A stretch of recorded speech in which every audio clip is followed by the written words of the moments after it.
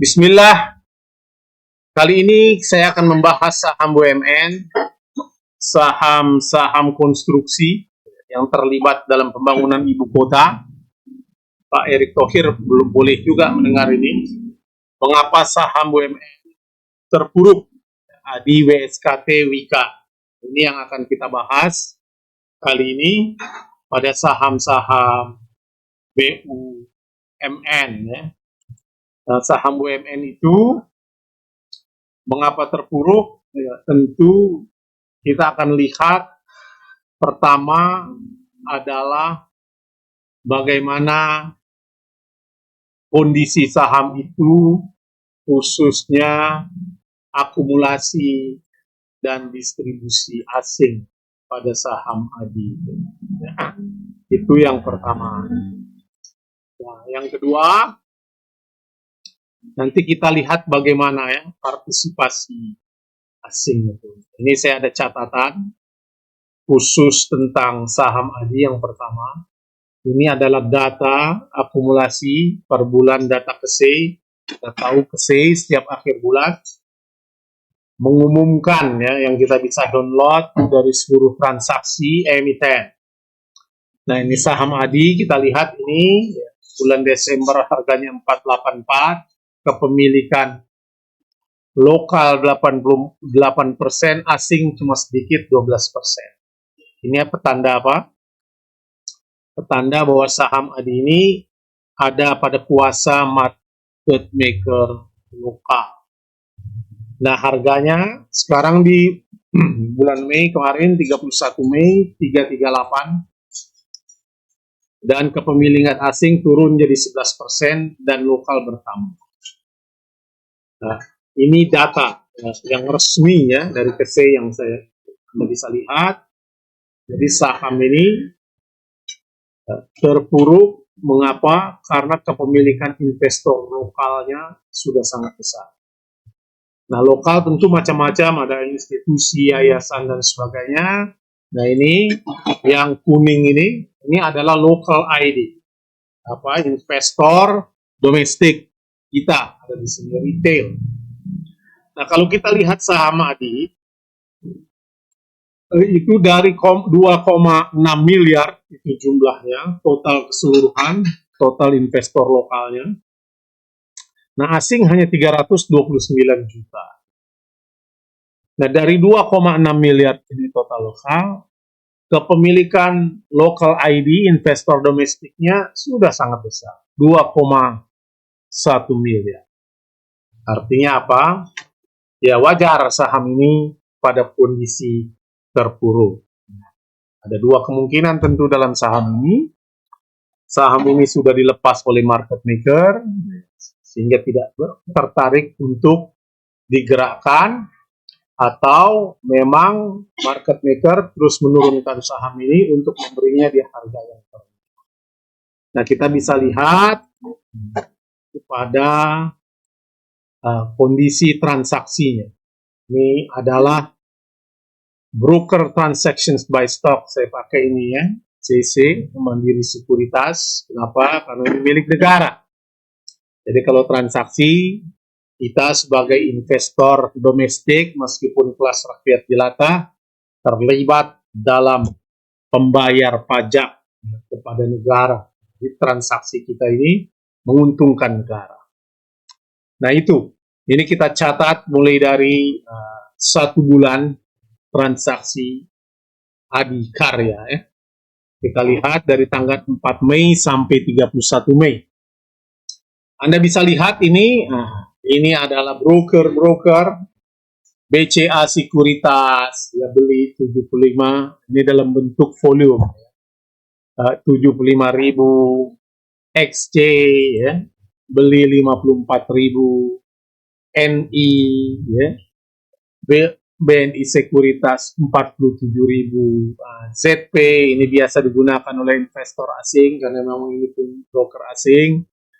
Maybank Sekuritas Indonesia 23.000, KL ini biasa dipakai untuk market maker, Ciptadana Sekuritas 14, EP juga, MNC market maker. Nah, yang betul-betul retail ini 3 di atas.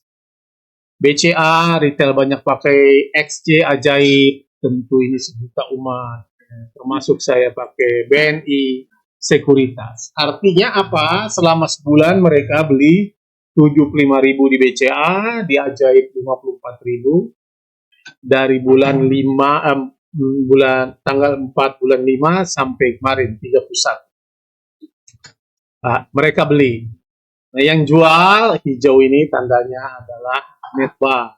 Nah, yang jual ini yang merah, net sale-nya adalah BK, JP Morgan Sekuritas, sebuah ya finance yang sudah ada sebelum zaman Indonesia merdeka pada zaman Hindia Belanda sampai hari ini tetap eksis. PD Indo Premier ya. Ini tentu lokal ada di sini ya. AK UBS Sekuritas, CC Mandiri Sekuritas. Nah, kalau kita lihat investor lokal banyak mengakumulasi saham ini. Itu yang pertama. Jadi saham ini banyak diakumulasi oleh itu. Jadi adikarya mengapa terpuruk? Ini adalah karena kepemilikan investor lokal sudah sangat besar dan itu mereka melakukan sampai hari ini akumulasi. Bagaimana caranya agar dia bisa rebound kembali? Mudah saja. Pertama, seluruh investor lokal itu misalnya melakukan cut loss. Yang di SC, yang di XC, BNI melakukan cut loss, lalu asing melakukan, maka itu adalah akan segera bergerak kembali rebound. Ya, kalau masih terus seperti ini, sahamnya akan tetap terpuruk. Yang kedua, WSKT, kita lihat ini WSKT yang suspend ya. Kita lihat sama. Ini WSKT selama sebulan. CCY, CC Mandiri Sekuritas, ini retail semua. YP, Mire Aset, GR, Panin Sekuritas, PD, MG, XC. Ini adalah punyanya broker yang biasa digunakan oleh investor. Dan kita lihat yang jual siapa? BK, LG, asing melakukan jualan pada saham WSKT. Nah, itulah yang membuat WSKT juga mengapa terpuruk. Nah, terakhir Wika, ini ada Wika. Kita cek Wika, pada penutupan 31 Mei ARB, auto reject bawah ya. Kita lihat harganya di 306. Dan siapa ini selama sebulan juga? YP, SC, GR ya. Itu adalah retail, XC itu yang beli, retail banyak beli di sini. Nah, yang jual siapa? Yang jual AK tentu investor asing melakukan jual. Nah, pada jam penutupan ini kita lihat transaksi pada 31. Kita coba pada stock history ya. Kita lihat sejarah penting.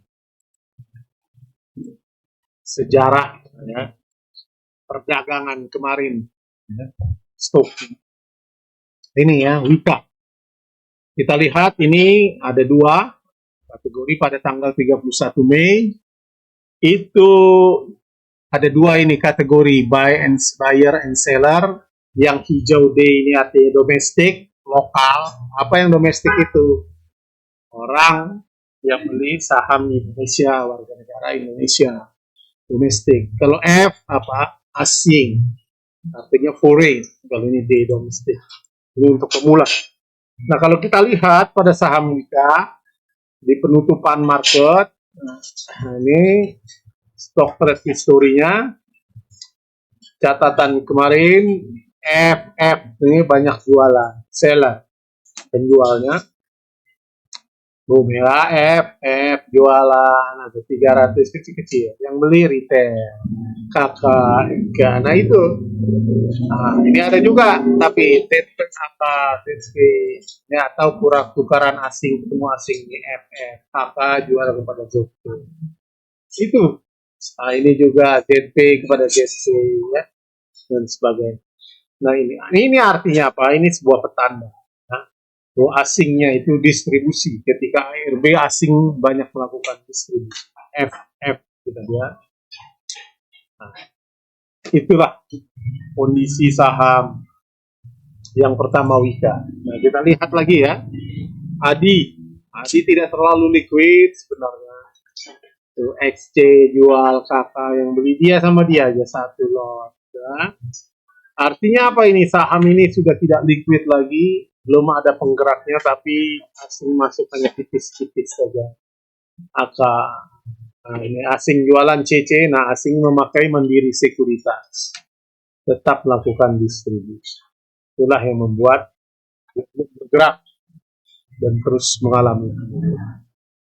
Jika 3, WSKT 3, itulah kira-kira beberapa saham konstruksi mengapa ia terpuruk. Yang pertama adalah karena saham itu terpuruk karena asingnya tidak meninggalkan dan market maker tidak gerak. Saya kira cukup itu sebagai pengantar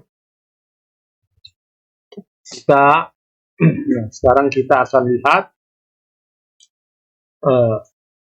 selanjutnya bagaimana caranya kita, kalau Anda belum masuk pada saham-saham ini, saya kira ada baiknya kita wait and see, melihat perkembangan akumulasi dan distribusi dan upaya mengidentifikasi market maker pergerakannya. Yang kedua, kalau kita sudah di dalam ya sabar-sabar, nyangkut tentunya ya, kita sabar-sabar. Kita tidak punya kuasa apapun kecuali kita punya uang yang sangat besar untuk menggerakkan saham. Kalau kita sebagai rakyat jelata sabar-sabar, apalagi yang secara psikologi yang perlu Anda bangun adalah metode trading without fears. Kalau kata Mark Douglas, trading tanpa rasa takut. Itu modal. Mengapa kita tidak takut? Karena kita tahu kondisi sebuah saham, baik itu pada posisi bullish maupun bearish. Saya kira itu. Anda bisa kasih komentar di kolom komentar. Kalau ini bermanfaat, Anda bisa share. Dan di sini tidak ada pom-pom dan sebagainya, karena motivasinya adalah edukasi. Karena sudah terlalu lama kita terbuai dengan metode gap chart ataupun analisa heuristik terhadap kondisi perusahaan yang tidak memiliki relevansi pada fluktuasi.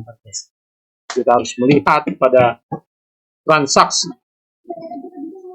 saham itu day to day atau month to month atau bahkan years to years. Terima kasih.